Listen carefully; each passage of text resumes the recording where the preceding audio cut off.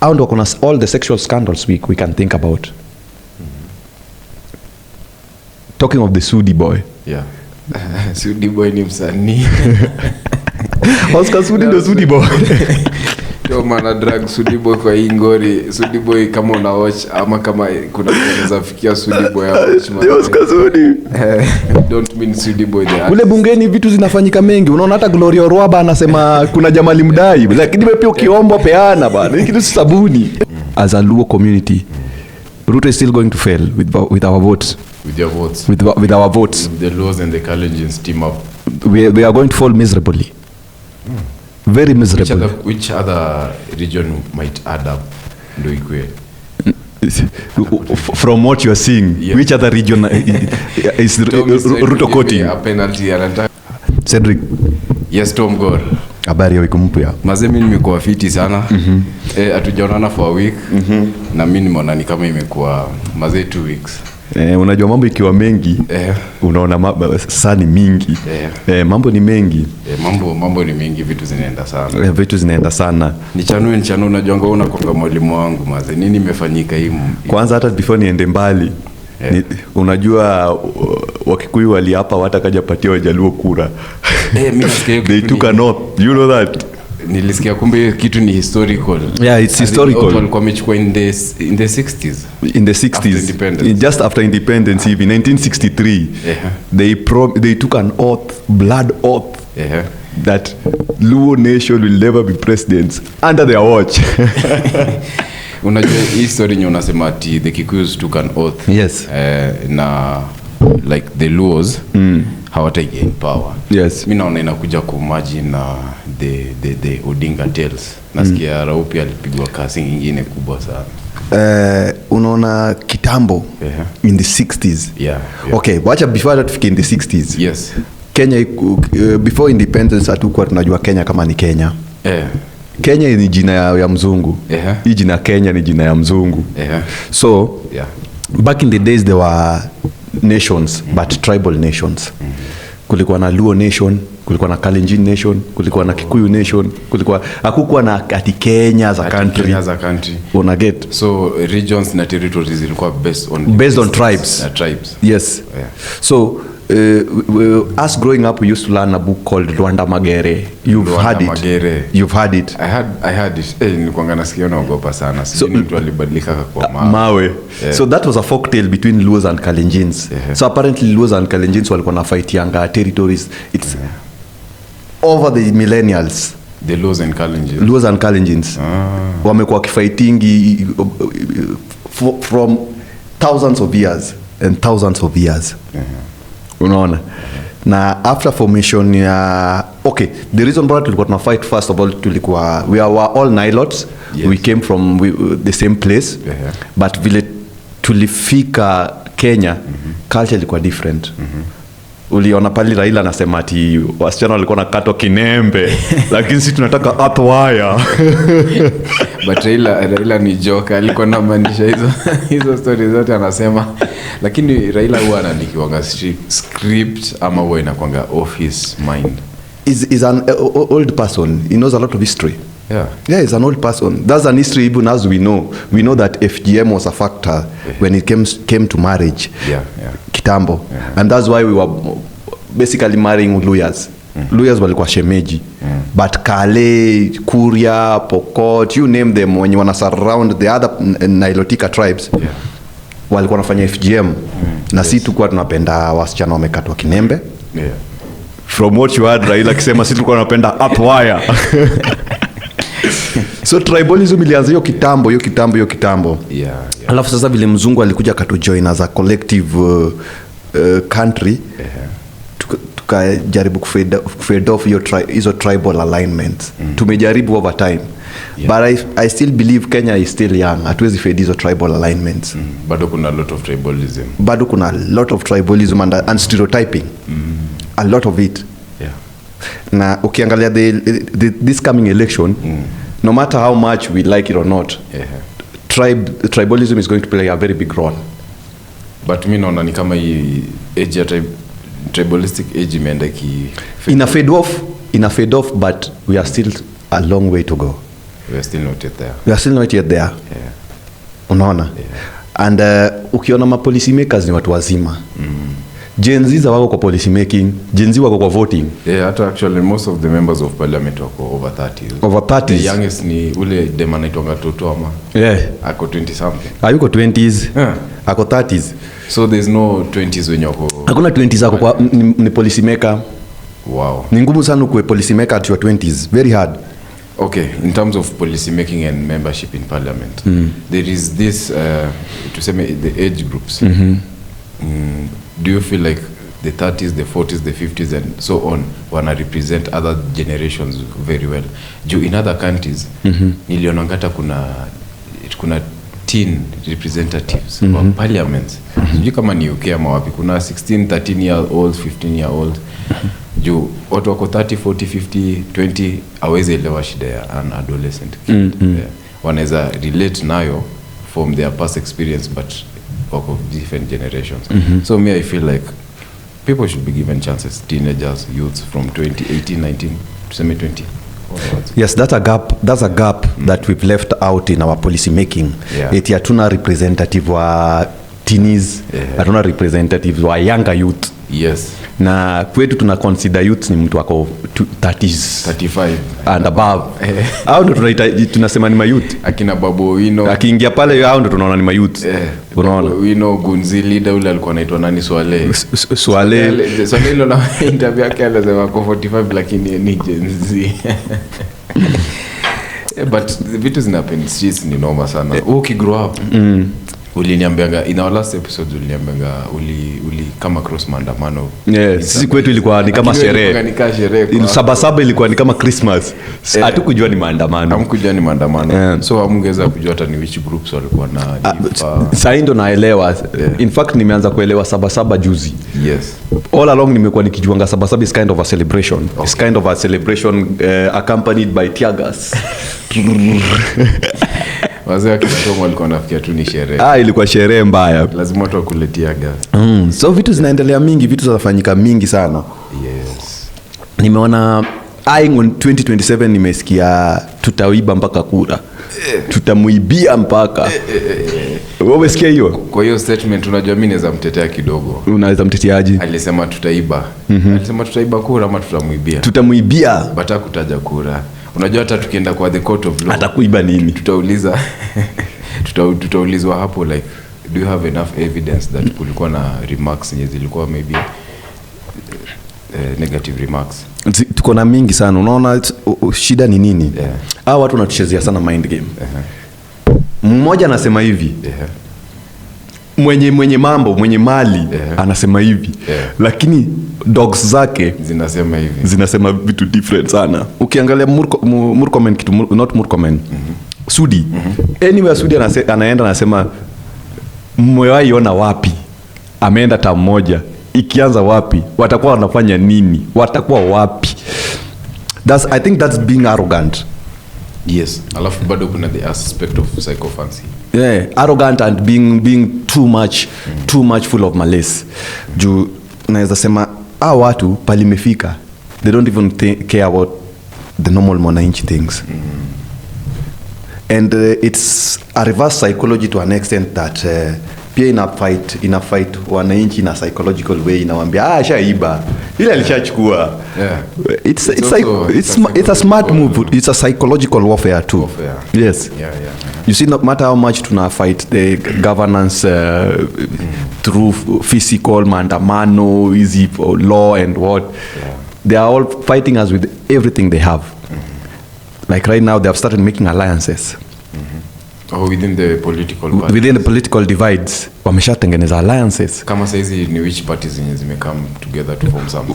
We've seen Gachagua, Matiang'i, Matakarua, everybody, they have already formed an alliance, though they haven't decided who is going to carry the mantle. Matiang'i has already joined them. Matiang'i has been there. Alifika tu hivi Kenya na kaenda wa Munyoro. So Matiang'i is not even in the ballot anymore. We presume Because Martha Karua wanted to buy. Yes, Martha Karua has stated that she will buy. Matiang'i has stated he will buy. Yes. Kalonzo has stated he'll buy. Yes. You see? Yes. That's another. These are a sect. There's another sect. Ruto has his own sect. Which, as we see right now, his sect is is on the losing side. Is the disadvantaged group. Ruto's group, it's disadvantaged, and we know that. Can I contradict you on that statement? Okay, you go ahead. I was doing research on something. Matters elections. Elections or choosing a leader in maybe African states or in the system. It's based on who is the who in the country. It's not the common mwananchi who votes. I see like it's a certain selected group of people wenye votes zao ziko na impact. Sasa hata tukienda IEBC and yes you won in numbers, right? Maybe ulipata 10 million, mimi nikapata 5 million. 5 million votes. 5 million of my votes are business people, residents of upper class areas, and yours are mwananchis. You see, the people who vote ndo determine the economic progress of the country. So unaona wale elites kama ni wadogo wamenivotia, but their voice or their votes is much louder than the common mwananchis. So vote is determined by also the social classes. Ukivotiwa na this type of social classes wenye wako higher the economy, utashinda of course kushinda ule mtu amepata tu numbers. Okay, hata ukipata numbers, tuseme we have a group of 10 people, na hapa we have a group of 5 elites business people. Vote ya nani ita count much more? I beg to differ kidogo. The reason why I beg to differ, tell me. We've always had every interview, every person you hear speaking about election, they always say it's all about numbers. Yes. First of all. Yes. Numbers, it doesn't matter which status quo you come from first. And when it comes to rigging, that the elite class have to rig for them to rule, I think the elite class are more affected right now than even the mwananchi wa kawaida. As we speak right now, the elite class ndio wana lose biashara. The elite class ndio wanapigwa mataxes. The elite class they are on the losing side. The elite class, how many companies have we seen closing down since the new regime came in?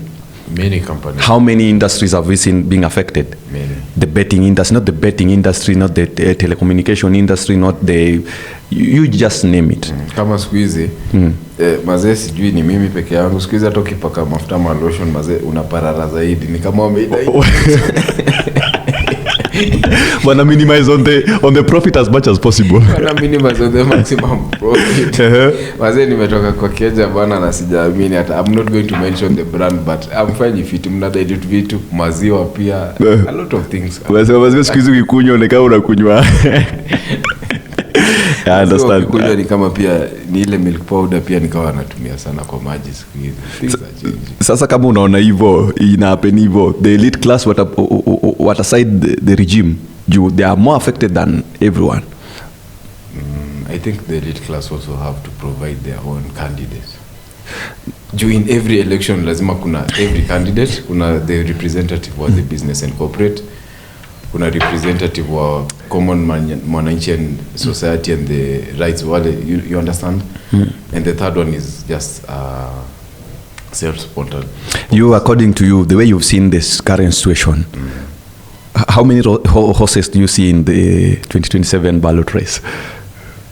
First of all, I know definitely 001 atakuwa hapo, WSR.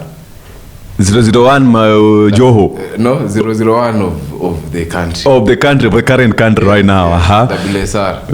Lazima pia atakuwa hapo. Second of all, Matiang'i. Third of all, Maraga. Fourth of all, if this alliances as it end up poor sana, Martha Karua might step aside and try also. And maybe third of all, we'll get a joker, Wajakoya type of person also hapo katika. Yajitokeza. Na Wajakoya unajua hajasema kupande gani bado. In every election you notice kuna ule mtu wako. Lazima joka kuage. Lazima kuwe na joka. Lazima joka kuwe, of course. Yeah, so that's my expectation of the list of the the individuals when you wanaweza buy this coming elections.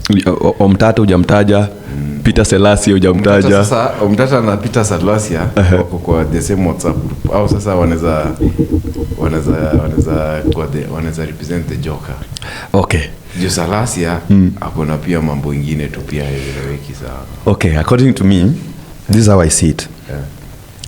There are going to be a lot of contestants, but there are going to be a 2-horse race.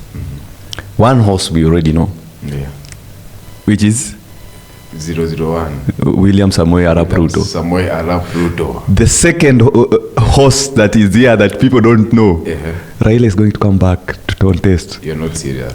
Whether you like it or not. I doubt. Why? Why is he not going to contest? Because he's already in a deal, unless his agreement in Aisha 2027.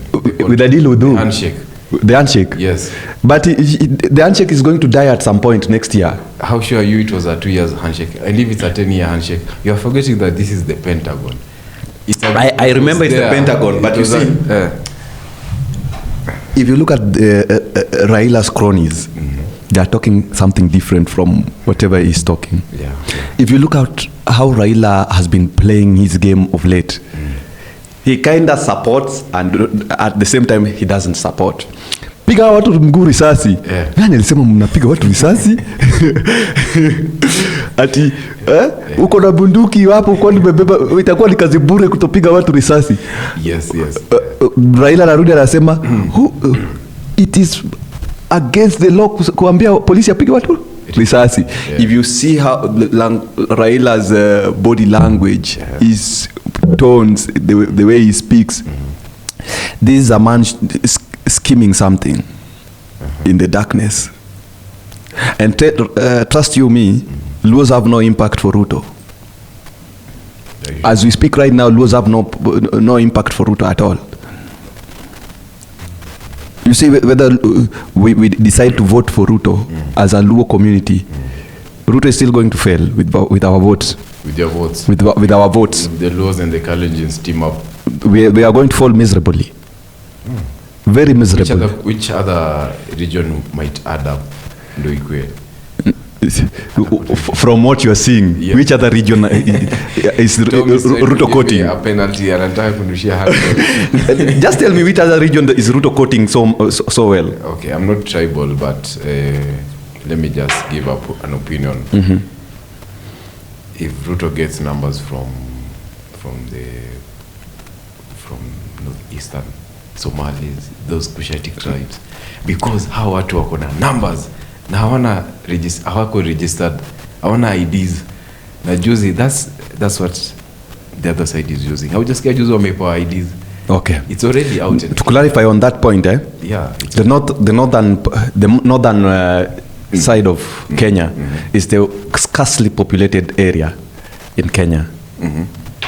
Sparsely populated. Sparsely meaning, if there is 10 people in 1 kilometer radius, you know 1 kilometer radius? 1 kilometer radius. Yeah, I understand. 10 people. Then in 1 kilometer radius in Nyanza, let's take an example of, not Nyanza, let's take the opponents. 1 kilometer radius in Central. If there's 10 people in 1 kilometer in Northern, in Central, 1 kilometer has 10,000 people. You can still compare. Oh, okay. You have mistaken that point. We don't mean the geographical position.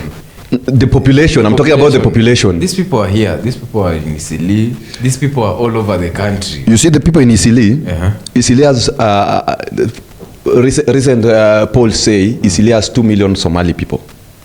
2 million. 2 million Somali people. These 2 million Somali people are not Kenyans, first of all. So 2 million people who don't have IDs in Kenya. But they have national IDs. Kenya national IDs. Are they registered voters? Not yet. So we have 2 million votes pending. So we have not 2 million. Let's give them 500,000. Because some have been in Kenya. The ones that have come to Kenya of late is another number, but they won't take votes, all of them. Okay. So let's give them 500,000. So let's give them a number of 1.5 million Somalis, and northern side will take votes. Right? Yeah. they are not even half of Kikuyu votes, bro. They are not even half of Kikuyu votes. The northern region plus Luo nation combined, they are not even Kikuyu votes, bro. Combined, they are not even Kikuyu votes, bro. Kalenjins. And those guys, those others, they are not even cannot match Kikuyu votes. They cannot, bro. The whole Gema region, if we sum up now Gema region, that is the Tarakas, the Embu, the Meru, the Kikuyu, the Mbere. If we look at all their votes, bro, that's ukusikia 207 ati Tarakaniti lifanya Raila kaanguka. Ask yourself why. Huko kuna watu, bro. A lot of people. You see. And so they also have to get some numbers from the central region. Whether Ruto likes it or not, if he doesn't team up with one area in the central area, he has to team up with all the tribes in Kenya for them to fight that one tribe. Mimi niko na swali. Yes. Ruto akichukua all the Kikuyus or all the tribes, all the Mount Kenya tribes wenye wako within the Rift Valley. Na other western regions uko nje hawezi also add up to that kidogo. Tuseme tu, you see, anybody who is has the Gema blood in him or in her is not going to vote Ruto in. Anybody, whether is staying in Mpeketoni, in Lamu, whether he's staying in Matunda, in Kitale, whether he's staying in Molo, whether he's staying in Olkalau, as long as he's a member of the Gema community, he's not going to vote Ruto in. So if you look at the online stats, how the online stats are looking right now, these people have decided the war of Kikuyu against Ruto has become imminent. And when I talk about the Kikuyu, I'm talking about the Gema as a whole team, has become imminent. But I think your point, you're basing it on, this is not a Gen Z. This is not a Gen Z vote. No. We have, you're filtering that because Gen Zs are. We've not started tackling the Gen Z issue. Gen Zs are tribal. Gen Z issue is also a big issue. When it comes to that, now this is where the Gen Zs are going to play a role. They are going to decide now. This is where Gen Zs are going to play a role. You see, when we talk about Gen Zs, first of all, there are two types of Gen Zs. There are Gen Zs who are very vocal on social media. And there are Gen Zs who will go to vote. First of all, the outcome of Gen Zs will be determined on how they registered as voters in between now and the time of election. First. And me and you know that Gen Zs are, most of the time, I won't say they're lazy. But most of the time, we see them not taking this electoral matters so much serious. Maybe this time around they will. But back to basics, when we go to the ballot box, there will be horse 1, horse 2, horse 3. If there's no a horse that Gen Zs support there, how do you think the Gen Zs votes is going to play? It's going to have a very big divide. There are some people who are just going to vote Ruto. The Gen Zs, the same Gen Zs are going to vote Ruto. Option, right? Because they have no option. There are certain Gen Zs who are just going to vote Kalonzo. For example, even I myself, me, I can just revote Ruto right now because you haven't been given that person. Like, even if you tell me like to take him, let's go and vote a president, who are we going to vote for anyway? Thank you. Me, I'll just vote him because I know he's there and I know his ups and downs. Unless we get someone who is ready to quote Gen Zs for the next 1 year and quote them proper. Not quote them the way Gachagua is quoting them. Gachagua is taking advantage of their movement. Gachagua is not quoting Gen Z. And do you feel, he's not speaking the language of Gen Zs. Do you feel Gen Zs will provide a Gen Z leader, or they'll have to look for someone who is... I won't say a Gen Z leader. When you say a Gen Z leader, it looks like a young person. I don't believe we need a young person to change the dynamics of governance in Kenya. We just need sober people. Even age doesn't matter. We might take a young person who is going to loot more than even Ruto. So it's not about age again. Gen Zs want the president out, but they don't have an option. Yes, that's a very big. That's where the problem is. We are fighting so much. Yeah. We are fighting the governance so much. We don't want it. But are we coming up with solutions? Yeah. Like right now, there's a conference coming on the October, a cohesion conference that's going to bring together all the stakeholders, the young people, the clergies, the government. Everybody is going to bring everybody on the table and talk about how to bring the country forward. I'm pretty sure even Gen Zs are not aware of such a thing. And the people who are aware of such a thing like Gachagua is busy fighting against it. You heard Gachagua saying that hiyo story ya Raila ya watu kukaa chini hapa nataka. Yeah. Panataka hiyo maneno. Yeah. And Gachagua said like Raila amekuwa kijiingiza kwa agreements and they are not fulfilling their previous it's okay. Raila amekuwa kijiingiza, but you see now, according to the current situation, moving on forward, we need to, as a country, we need to sit down. As a country, we need to sit down. Put the election aside, weka kura kwanza aside. You see? Yeah. And I think whoever advised Raila should also advise the president on how to tackle this issue. Because at the end of the day, this Gen Z, some of them go to church. Yeah, they go to church. So the clergy needs to be brought on the table. These Gen Zs have parents. Parents need to be brought on the table. These Gen Zs have youth groups, various youth groups that represent them in their communities. These groups need to be brought on the table, right? Yeah. And being brought on the table is not being brought to kunywe chai na tuende mtaa. Unaona? Ni tuongee vitu kubwa kubwa. Haya, sawa, kama mnitaki, kama mnitaki mimi Ruto. Natoka, mnataka nini next? Because even the person who is going to be the next president, if not Ruto, is going to face a lot of trouble, a lot of problems than Ruto. Opposition is going to face the next person is going to face even worse. Because remember, Ruto is going to leave the state not in a better place where he found it. Last time we heard him saying, Uhuru ameiba kila kitu. So what do you think the next person will talk about? And we already know how the governance goes. It is, yeah. We know how they will loot. We know how they are looting. And we already told us like they'll steal. So this is something they've already programmed in our mind. Yeah. So you can imagine the next person.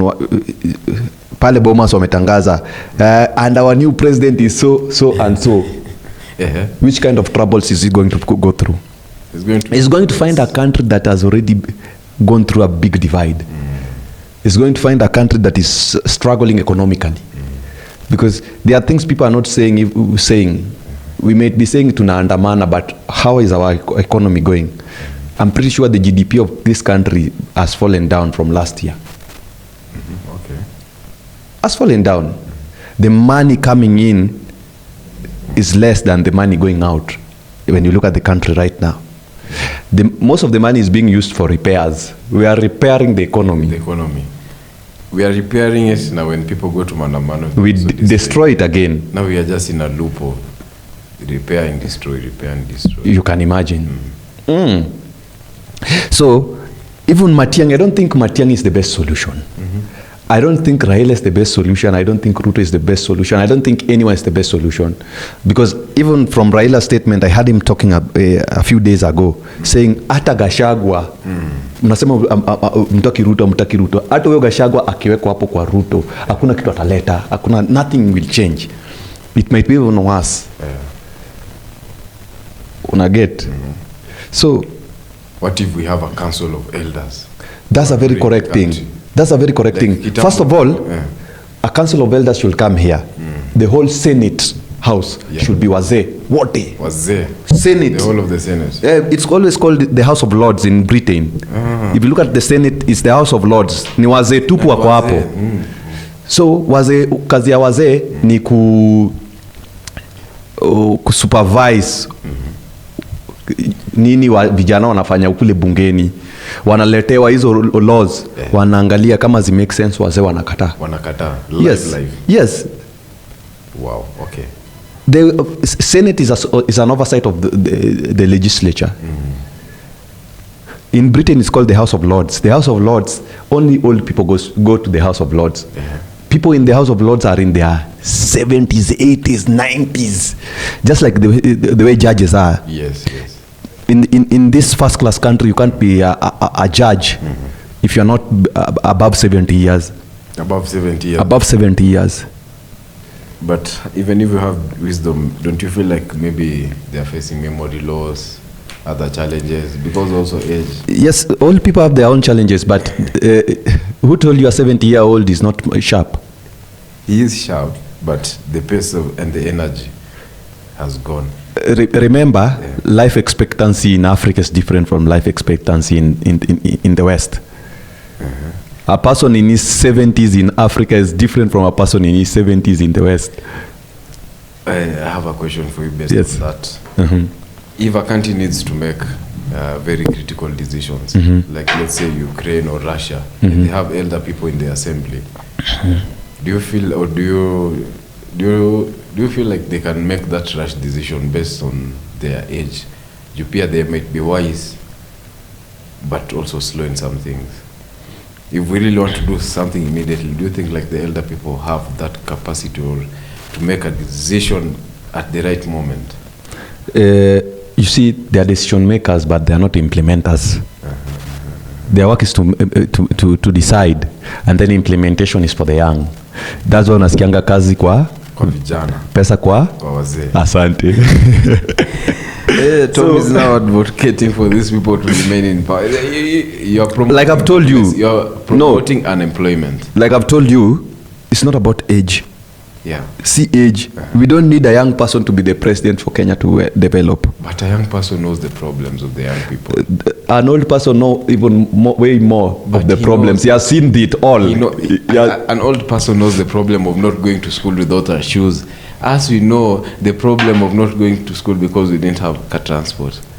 I know. That's where I know, but you see, the reason why I don't always advocate for young people to be given authority, power to make decisions, because these people are still young, and they have a lot of life ahead of them. So even the way they make decisions, they make decisions in accordance to how much lifespan they still have. That's get a point. Yeah, now I understand you. So if you are making a decision according to how much lifespan you have, which means you can even decide to be corrupt, knowing that you have a lot of time to chop the corruption money. Yes.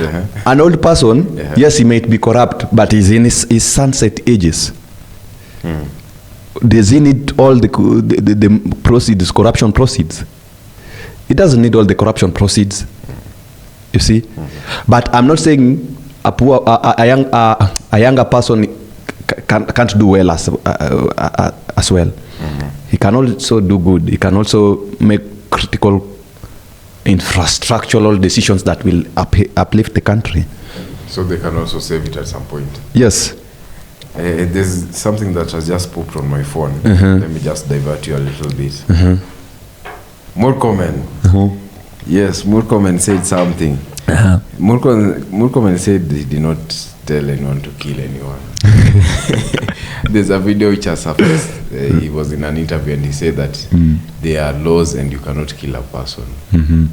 So hapa hivi ni the Blue Boys wameshikishwa handball, and there are a lot of cops who have been coming out, like, I don't know if you have heard of Hiram. Yes, I know him. Who came out, he has been bashing the government, and he has clearly said that Murkomen is not my boss. Do you support him? Yes, you see, once you become an adult, you have the willpower to follow what's right and what's not right. So don't tell me you are blinded by your petty salary to an extent that if someone tells you jump, you ask him, how are you? But don't you feel like he's going to be in a risk? He's already at a risk, eh? He's at a risk. He's already at a risk because he has been hiding from being kidnapped and being arrested. And it's not him alone. Like, the police force has had a big divide in the recent few. Why? The reason why the police is going through whatever it's going, ni juu at the end of the day politicians use them, alafu ikifika time ya ngori hao ndo wanabaki kwa ngori. Unaona? Sasa Cleanse Baraza. Nimeona ameka peke yake kwa dock. Yani there is no single politician kuja hapo. And hiyo ndio time mapolisi wanafaa watumie hizi vitu zinaendelea as examples. Yeah. Utatumwa pale, you are working under order. Yeah. Sawa, hiyo order me execute. Yeah. Kizimbani utakuwa solo. Utakuwa solo hapo umejifunika. And it will catch up with you. So unaona mtu aliwa Rex Masai leo ndo anashikwa. Leo ndo anashikwa. Na amedeny. Nilikuwa naochio video asubuhi. Yeah. Hata amesema si leo ndo anashikwa. The face is there. Unaona? Like anashikwa, anafungwa, mando anaenda court the court process. Sasa ndio sasa imejulikana, investigation imeisha. Yes. Sasa ndio sasa anze kuwa prosecuted. Or today is the day when he's going to face charges. The prosecution starts today. Oh, okay. Unaona? Yeah. Na si yeye peke yake, tuliona hata Masengeli last year. Masengeli mpaka alidrop, mpaka aliyepa akachio job. Alikuwa amepewa different duty. Kitu ingine, the politicians waoni wana sabotage integrity ya mapolisi to an extent. Tutadharau mapolisi. Polisi wanakuambia kitu, unasema wewe senge, unaniambia nini? Kwanza saizi mapolisi kwa road tunakuja na plain clothes. They are being beaten, wase wanakata hata arrest. The government itself may take away the credibility of our police. Right now, it's not even safe to be a policeman. It's not safe to be a policeman. Yeah. Now, funny enough, we can be saying all these things that kuna mtu anangoja recruitment mbaya. Kama jenzi pia wanangandamana vibaya, lakini sio unajua polisi watu gani kwa recruited. Police force is a dumping site for failed people in their education. Yes, if you're a failure you can easily be taken to police force. Wewe umaliza na wewe. My fans, our viewers, that's Tom who has said that. I'm not sure about that. Yes, I've said that, and the whole country knows that police force ukiwa na D hiyo ni pass. Kaka kuna polisi amepata A na alienda hakuna piga mpaka masters yako. Hebu to tag comment. I bet you, and you tag if one police officer in the whole country, kuna mmoja mwenye akona masters na A. Masters kunaweza kuwa nao au mabigi mausias nini wenye wanaweza kuwa wamezinunua, but zile legit umesoma. Haya sawa basi, masters wamenunua. Wacha tu cancel hapo. Kama kuna polisi KCS ile ya form 4 alipata A. Aki ya Mungu atume result yake na mpatia tenga 10. 10,000. Hapo kwa inbox yetu umesikia vile Tom amesema. Kama kuna polisi alipata A. Comment A plain, A minus. We are going to gift you. Na kupatia tenga 10. Kama hata wewe ukijua polisi yoyote mwenye alipata A, tenga 10 nampea. Makarao, ma blue boys, mmesikia maneno, there's a gift here. Apart from your allowance mnapata na kale 10,000 yako for grabs. 10,000 here from. Comment for us and inbox now, send a clip of your results slip hapo to appear hapo surprise basa. Thank you so much. Sasa continuing, nilikuwa naona an interview ya anaitwa Aju Mkisi. Matiangi. Matiangi na Maraga ni Wakisi. Ni Wakisi? So Wakisi wanatutolea watu wawili. Hapo moja itakuwa Meliefiki ukingoni. Hapo kuna moja kanyagie. Alafu Maraga nimeona before hata niongele story ya Matiangi, Maraga nimeona clashes. Watu wanasema Maraga is an unserious person, is not charismatic. He's not a serious person. Yeah, yes. But he was a whole Chief Justice. Yes, he was. That doesn't make you serious. And again, he's not charismatic. People say he's not charismatic. I don't know whether he's charismatic or not. When it comes to Matiang'i has a lot of pending cases. Yes. You had Miguna saying Matiang'i is the worst of all. Matiang'i is the worst of all. Yes, he's more of a dictator than just like Ruto. But me, I prefer Matiang'i. Why? Matiang'i is the worst of all, but anaweza line vitu mbaya sana ziwaka. Si hata Ruto anaweza line vitu sana ziwaka. Si ameline mbaya. Inadepend amealign side gani. The problem with Ruto is disadvantage ni amealign side gani. Side ya kina Oscar Sudi na wengine ndo sasa imenyooka. So side ya mwananchi na mama mboga. Wanasiasa wako na mambo mingi sana. Unaona? Hata ukiangalia story mingi zinaendelea mtandaoni, wanasiasa wamekuwa rude. Mtu kama Oscar Sudi ni mtu sasa ana discipline ya mdomo. Ni mtu kiongea naye ujui hata he has lost touch with humanity already. If there's a leaked phone conversation with a certain, I think is she a woman rape or what is she? She's just one of the Kales. Yes. Wakitukana na kule mtandaoni vibaya sana. Yeah. You see, these people have now lost even decorum. They are drunk with power to an extent. They have now lost decorum. Unaona? So the whole country is bleeding. Our heart is bleeding because of lack of this little ethics. Yeah. Little ethics. Leave alone sasa hata story. Sasa they are disciplined sasa. And all the sexual scandals we can think about. Talking of the Sudi boy. Yeah. Sudi boy ni msanii. Oscar Sudi ndo Sudi boy. Yo mana drag Sudi boy kwa ingori. Sudi boy kama una watch ama kama kuna unaweza fikia Sudi boy ya watch man. Oscar Sudi. Don't mean Sudi boy there. Kule bungeni vitu zinafanyika mengi. Unaona hata Gloria Orwaba anasema kuna jamali mdai. Lakini pia ukiomba peana bana. Ni kitu sabuni. Maze in the corridors of the system pia tunasikia watu wanatoa. Watu wanaombana bro. Watu wanaombana. Nyege iko pale bunge mbaya. Wabunge wana nyege ya Simba. But wacha nikuulize swali, au ma politicians wako na an upper hand ya kupata mademu wote in this republic. Mbona sasa hata mpaka muingie pale ya job mwanze kusumbuana? Kwani watu wakula nangi job? Wanaweza, but sasa on a position ya the politicians wako in Kenya. Are they not human beings? Are they not human beings? But they have many other options apart from what they can do. Yes, they have options, but nikuulize, Simba kikosa nyama nakula nini? Nyasi. But these people wazini ambao wamekosa kula kitu. Nikuulize, hata wakienda leo. Let me ask you. Yes, you have the access to every woman you might want. But there is this one woman you work with. Mwenye unamwonanga tu unasema yummy. Orwaba yummy. I love her. Wawezi bomba. Mimi sisemi it's a good thing. Sisemi it's a good thing. According to that, in fact, huyo mtu anamuomba. Kama hujui kuombana, wachana nayo. Uwezi omba mwanadada kunyime to an extent baki kuwe public. In the public domain. And to make it worse, unaanza sasa kutumia kunyimwa as a sabotage, which means you are a weak man. You might be moneyed, you might be in the corners of power, but you are a weak person. Yeah. You are a weak person. Kuna mtu anaweza kata kweli pesa clerk. Ama kuna kitambi sana. Hata wewe Susan mwenyewe akona do yake. Unajua kitu kingine wewe clerk understand? This is an empowered woman. Yeah. She's already empowered. Yes. What else do you want to add to her? What value are you bringing to her table? Remember, this woman is married. She's married to this Ghana guy. Oroba. Yes, she's married to a Ghana person. You see? That's why I'm so bold. Akona backup. Wacha ta backup. Yeah. Hata kama angekuwa married, umemuomba, amekunyima, move on. Don't make life hard for her. Ukimake life hard for her, itafikia mpaka watu waifikia. Sisi hatukufa tujue. Mbona tumejua unaleta utamu wenyu mnaeka kwa public. Unataka kusema huyu jamaa, huyu clerk ange sabotage Orwaba, hizo sabotages zote amefanya, tungewaijua? Ingeisha tu.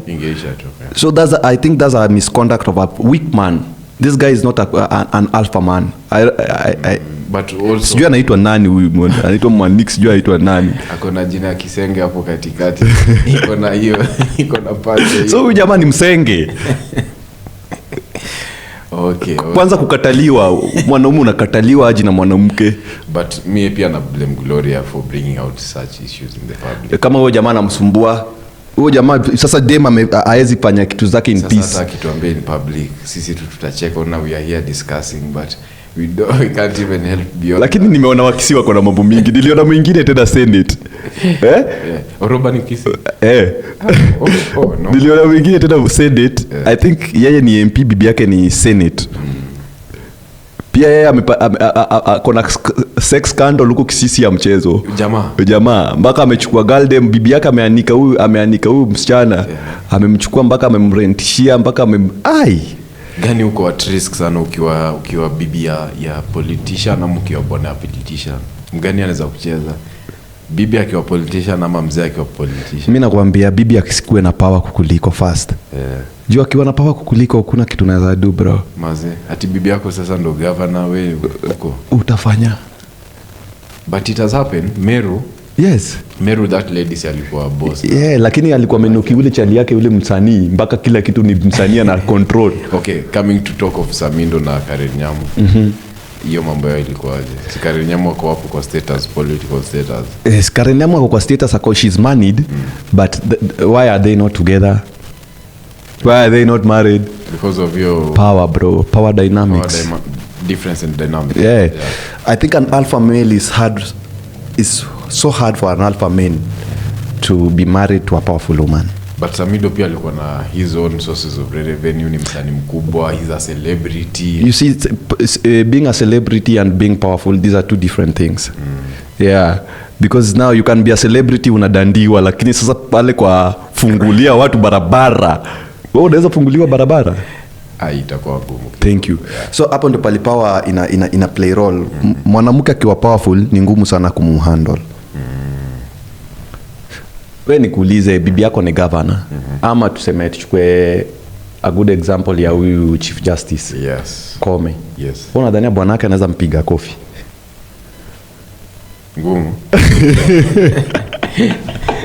Yeye ndiye anajua serikali yote, anajua law yote. Anaweza mpiga kofi?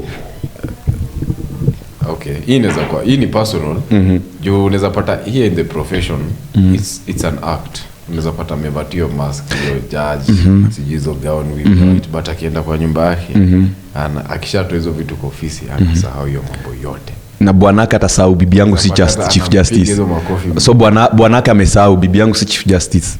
Okay. Kwa akili yake yeye amesahau huyu bibi yangu si Chief Justice. Matters intimacy, matters relationship. People forget the mask they wear as a profession. Bro, nikuulize. Yeah. Because we have couples who have couples wenye ni police. Nikuulize. Mama ni police, bwana ni makanga. Sijakataa. Wakienda kwa nyumba bibi lazima respect. Sijakataa. Yeah. Sijakataa. Yeah. Nikuulize. Saa zenye bwana ni makanga, bibi ni polisi. Yeah. Saa zenye wamefika kwa nyumba, bwana anasahau bibi yake si polisi. Yeah. Anasahau. Anaitoa kwa. Haezi sahau. Yeye anamchukulia kama bibi yake. Ni bibi yake lakini haezi sahau. Unajua utakumbuka saa gapi? Saa zenye vitu zimekuwa intense. Issues zimekuwa intense. Ndio utasahau. Ndio utakumbuka, kumbe bibi yangu ni polisi. Juu itafika point hata yeye she cannot pretend she is not a police officer all the time. She is an officer. Mtakuarol tu kama couples, lakini itafika point yenye atabring hiyo officer ndani kwa nyumba. Atabring whether you like it or not. Hiyo sidhani. I've had a friend of mine is married to mwalimu. Sasa mwalimu kwa nyumba tena hata kushikia kiboko. Unajua unashikia mtoto mdogo kiboko. Okay. From the ones I've seen, yes. There's a friend of mine who's married to this police officer. Yes, when she comes home, she's not a police officer. But when they start fighting and when they start quarreling too much, yes, anarudi sasa hivyo. That power dynamics start playing a role. Ya police. Ya officer. Yeah. It starts playing a role. But okay, I've dated a police officer. Yes, in marriage. Yes, relationship. Okay, I've dated a police officer. Okay, I've not dated. I've had something with the police officer. And yes. Kama anakuhandcuff kwa kitanda mbaya. Yes, tulikuwa tunafanya mambo yetu, lakini anytime nilikuwa namtoroka. Juu mimi nilikuwa nafanya hivyo juu nilikuwa I want to be nataka kuboss around police officer. How quite neat. Yeah, I wasn't in it. But she kind of realized and she used to use a power on me. Unapanishwa kwa saa yenye bro unalala ndani. Ushaishikwa kwa umati ujue tu umeshikiwa nini. Pigwa pingo na wanaume huko unashangaa. Alafu ndo anakuja na kutoa. Unapelekwa na kwa cell unasikia yeye ndo anakuja na kutoa. Mbona uko unashika simu zangu? Psychological torture hiyo sasa anakuwa anakutesa hiyo. That's why nakwambia yes, she can pretend. She can play, she can wear a mask that is not hers, but there are intense times that she cannot lie to herself anymore. So watu wakidate kwa relationship inakuanga poa waki also bring their profession and career into the relationship. I think it's things that go together. Mi basi ni poa tu ni the psychologist. Juu atanikalisha chini tu tutaongea. Therapist. Wacha ndakuwa na date kulingana na career. Juu sasa kama naleta career tena kwa keja, itabidi sasa tutafute mtu mwenye anaendanga na vibe. Iko sawa, but dating in the political arena is kind of tricky. It's very tricky. Yeah. Or marrying in the political arena is tricky, very tricky. Because you see, in this arena, life is something that sometimes it can lose value so fast. Life itself. Yeah. Juu hapa watu wanataka kuuana, bro. Hapa watu wanataka kuuana. Watu wanataka kungangania opportunities.